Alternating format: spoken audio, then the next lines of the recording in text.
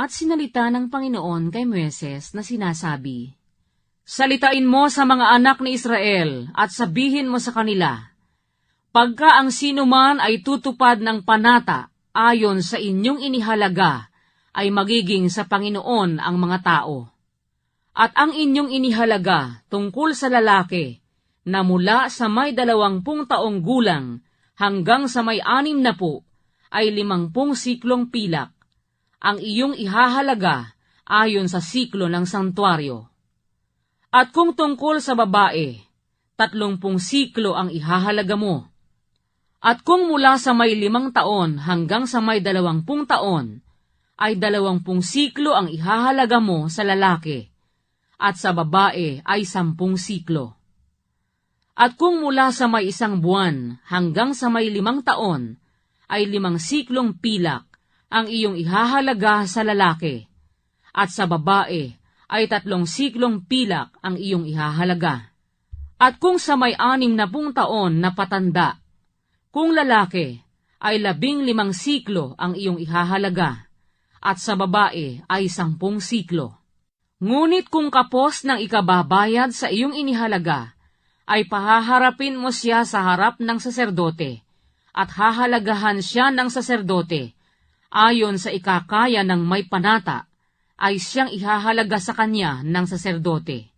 At kung hayop na ihahandog na alay sa Panginoon, lahat na ibibigay niyaon ng sinuman sa Panginoon ay magiging banal. Huwag niyang babaguhin o papalitan ang mabuti ng masama o ang masama ng mabuti. At kung sa anumang paraan ay palitan ang isang hayop ng iba, ay magiging kapwa banal yaon at ang kapalit niyaon. At kung yaoy anumang hayop na karumal-dumal na sa hindi maihahandog na alay sa Panginoon, ay ilalagay nga niya ang hayop sa harap ng saserdote, at hahalagahan ng saserdote, maging mabuti o masama. Ayon sa inihalaga ng saserdote, ay magiging gayon. Datapwat kung tunay na kanyang tutubusin, ay magdadagdag nga siya ng 5 bahagi niyaon sa inihalaga mo. At pagka ang sinuman ay magtatalaga ng kanyang bahay upang maging banal sa Panginoon, ay hahalagahan nga ng saserdote, kung mabuti o masama. Ayon sa ihahalaga ng saserdote ay magiging gayon. At kung tutubusin ng nagtalaga ang kanyang bahay, ay magdadagdag nga ng 5 bahagi ng salapi na inihalaga mo roon at magiging kanya.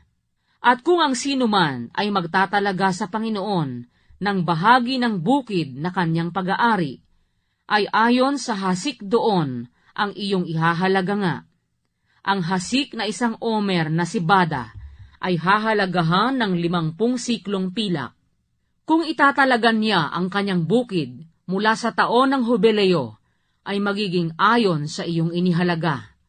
Datapwat kung italagan niya ang kanyang bukid pagkatapos ng Hubileo, ay bibilangan sa kanya ng saserdote ng salapi, ayon sa mga taong natitira hanggang sa taon ng Hubileo, at bababaan ang iyong inihalaga. At kung tutubusin ang nagtalaga ng bukid, ay magdadagdag ng 5 bahagi ng salaping iyong inihalaga roon, at mapapasa kanya. At kung hindi niya tutubusin ang bukid, o kung ipinagbilin niya ang bukid sa ibang tao, ay hindi na niya matutubos. Kundi, ang bukid, pagka naalis sa Hubileo, ay magiging banal sa Panginoon, na parang bukid na itinalaga. Ang kapangyarihan doon ay mapapasa sa saserdote. At kung ang sinuman ay magtalaga sa Panginoon ng bukid na binili, na hindi sa bukid na kanyang pag-aari, ay ibibilang nga sa kanya ng saserdote ang halaga ng iyong inihalaga hanggang sa taon ng Hubileo. At babayaran niya ang iyong inihalaga ng araw ding iyon, na parang banal na bagay sa Panginoon. Sa taon ng Hubileo ay mababalik ang bukid doon sa kanyang binilhan, doon sa kinararapatan ng pag-aari ng lupa, at ang buo mong ihahalaga ay magiging ayon sa siklo ng sanktuaryo. 20 gera ang 1 siklo. Ang panganay lamang sa mga hayop na iniukol, ang pagkapanganay sa Panginoon, ang hindi maitatalaga ni numan. Maging baka o tupa ay ukol sa Panginoon. At kung hayop na karumal-dumal, ay kanyang tutubusin ngayaon sa iyong inihalaga, at idadagdag pa niya ang 5 bahagi niyaon, o kung hindi tutubusin, ay ipagbibili ayon sa iyong inihalaga. Gayon may walang bagay na itinalaga, na itatalaga ninuman sa Panginoon, sa lahat ng sariling kanya, maging sa tao, o sa hayop, o sa bukid na kaniyang pag-aari, ay maipagbibili o matutubos. Bawat bagay na itinalaga ay kabanal-banalan sa Panginoon. Walang itinalaga na itatalaga ng mga tao ay matutubos, papataying walang pagsala.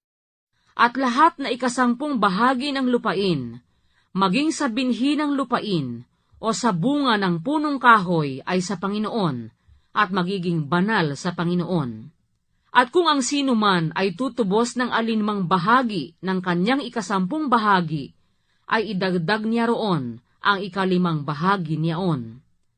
At lahat ng 10 bahagi sa bakahan o sa kawan, anumang madaan sa tungkod, ay magiging banal sa Panginoon ang 10 bahagi. Huwag niyang sisiyasatin kung mabuti o masama, ni huwag niyang papalitan, at kung sa anumang paraan ay palitan niya, ay kapwa magiging banal, hindi matutubos. Ito ang mga utos na iniutos ng Panginoon kay Moises sa bundok ng Sinai, hinggil sa mga anak ni Israel.